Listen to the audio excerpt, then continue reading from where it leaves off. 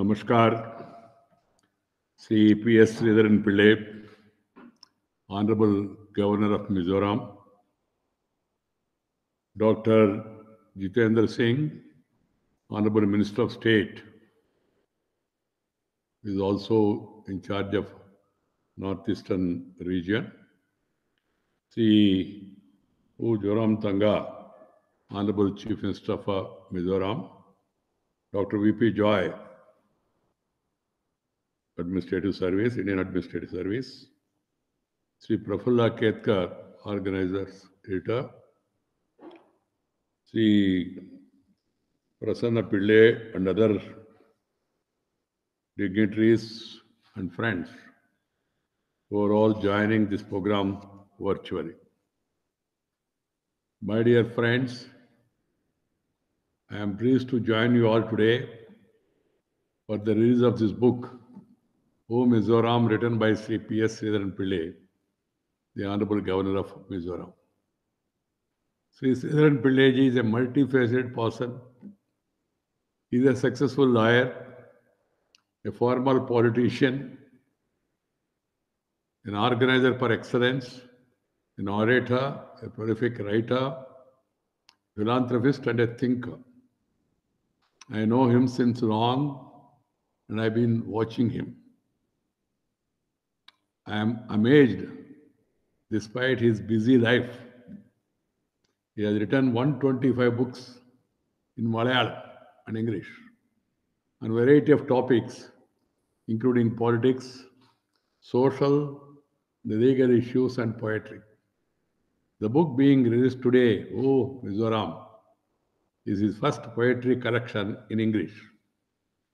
Though it's a small book, I have accepted this because of one, for my love for the Mizoram, a beautiful northeastern state, and also for my affection towards Sridharan Pillai, and because he has displayed his love for nature. The poems capture the magnificence of Mizoram in all its splendor, and Sridharan Pillai quite rightly says, "Oh Mizoram, how beautiful you are." Indeed, Mizoram is beautiful. Not only is the state blessed with pristine natural beauty, but its colorful festivals, folk music, and energetic dance like one make Mizo society truly unique, often called as songbird of the East. The Mizos are blessed with a natural talent for music. That's why I say nature, culture together for better future. A poem in this book titled Northeast Calls succinctly describes the contrast of a metro city life and the serene environment of Mizoram.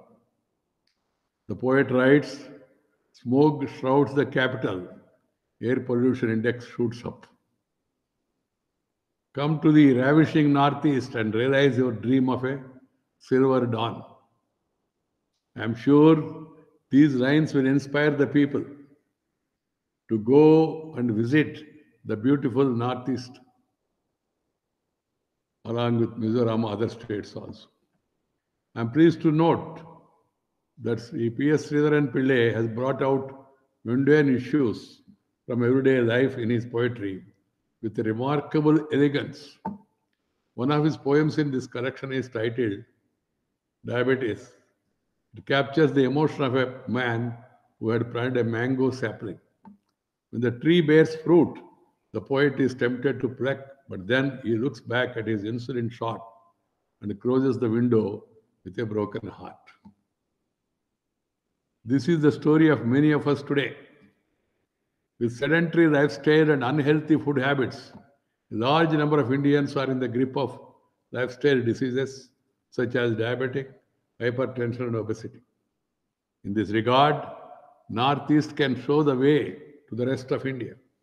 People there live in harmony with nature. They eat natural food that should inspire the remaining population to adopt a healthy lifestyle. Physical fitness, healthy lifestyle eating proteinous food are the need of the hour. This pandemic has highlighted the need for living with nature and eating healthy food as prescribed by our ancestors to boost our immunity. I'm happy that the Northeast is showing the way in organic farming also. In the year 2016, Sikkim had become India's first organic state. The switch to organic farming is the need of the hour, and other states should also focus on this.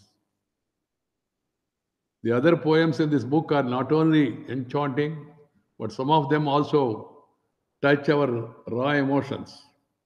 One such poem is The Burial. It describes the death of a rich and respected man whose burial is delayed because his near and dear ones are living abroad or busy in their lives. The poem ends with a singing note. Certainly, the old man should have chosen a more appropriate time to breathe his last. This is the reality of the situation.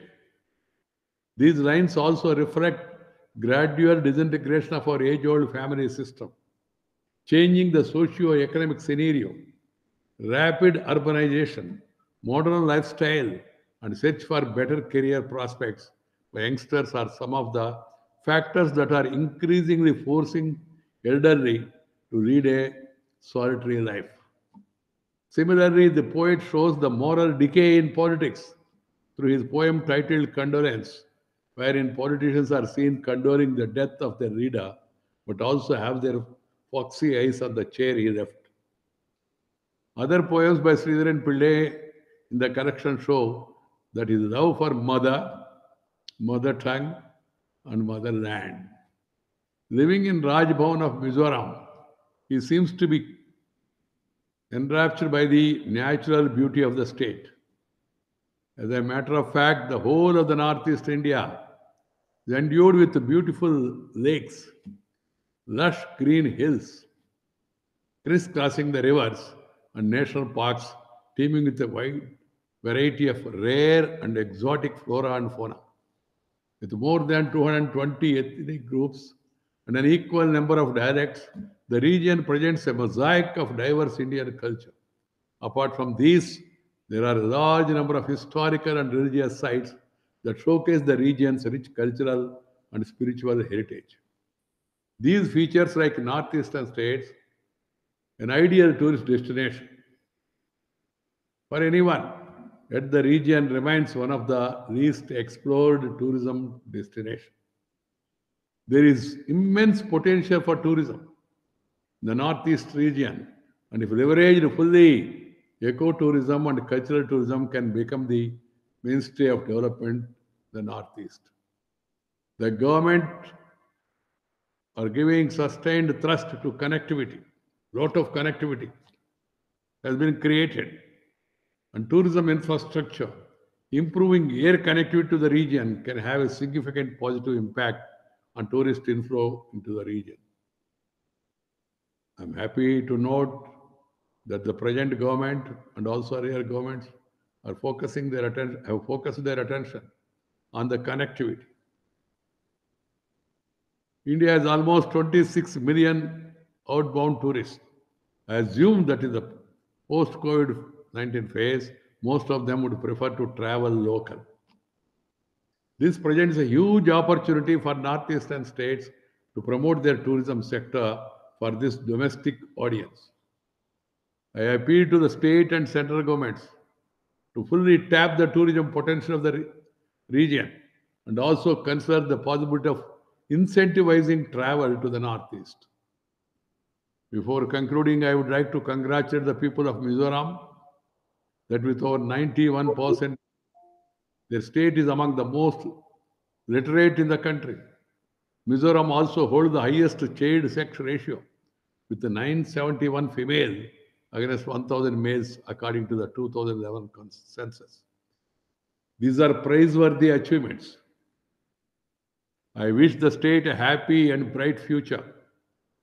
I compliment the governor, Sri P.S. Sridharan Pillai, for coming out with such a beautiful collection of poems. I would like to end with few lines of one of the poems. Be proud as Indians without hate to anybody. Come work for the resurrection of motherland. Follow the slogan, nation first, self next. Make sure that this century is that of India. Ours is a beautiful country. We are an ancient civilization. We must all work for the national integration. We must promote our local diverse cultures, but at the same time, we must remember that we are Bharatiyas, we are Indians. Irrespective of caste, creed, sex, religion, and region, we are one country, one nation, one people. We may speak different languages.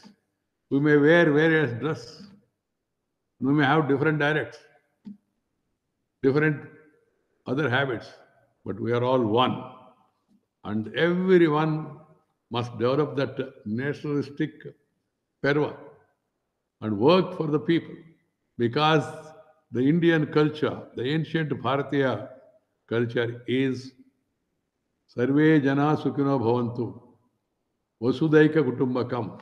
The entire universe is one family. That is the philosophy of India. Share and care is the core of our philosophy. So take care of others, develop an attitude to help the needy, and also be friendly with the nature, cultivate the culture, and then move on. Thank you very much. Namaskar. Jai Hind.